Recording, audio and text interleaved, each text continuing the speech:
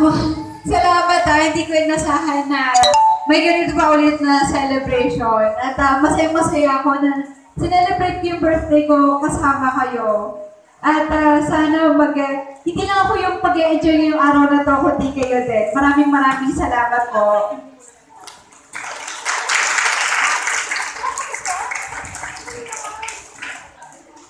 Nakadapat akong bata, sabi ko, ang lang. O, picturean niyo tuloy na pa. It's a privilege card. Nabigpit niya si Maria. This is Maria. This is Sanya. Ate Sanya, you're so pretty. You're so beautiful like me. Bakit siya? Ang soft ng hawak ko sa akin, sinasaktan mo ako. Ba't ganon? O, ayan o, may hawak siya, baby, si Sanya. Okay guys, nandito si Sanya dahil birthday niya. Tama?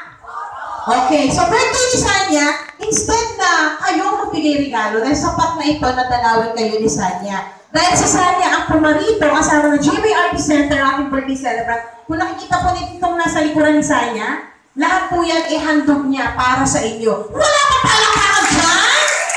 Yes! At syempre, bilang ang ito ni Sanya sa inyo, basic-basic ang babae ito, pero tama may time para sa inyo. Tama ba yun, Sanya? Yes, of course. Tatawagin ko muna si Miss Yelo Agopilia, ang Supervising Social Worker of the Haven. Ano ka, Bebe? Dami mo ba? Nakahatak mo ng hero na eh.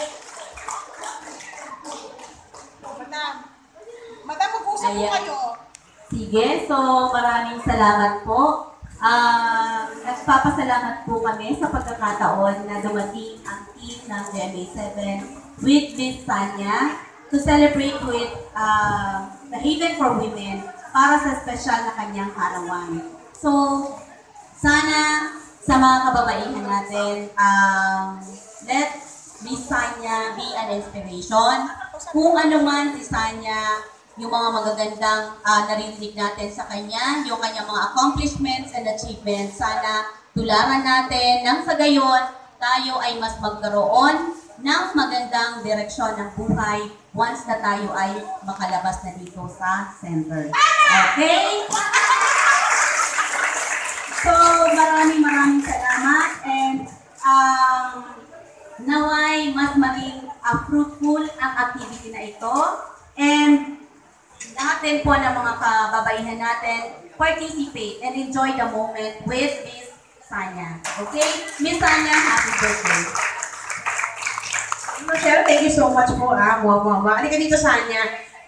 Oo, dahil na-excite ka na, alam mo naman siguro kung anong meron sa kanila dito, kung anong buhay ang meron sa kanila dito. At napakasunod.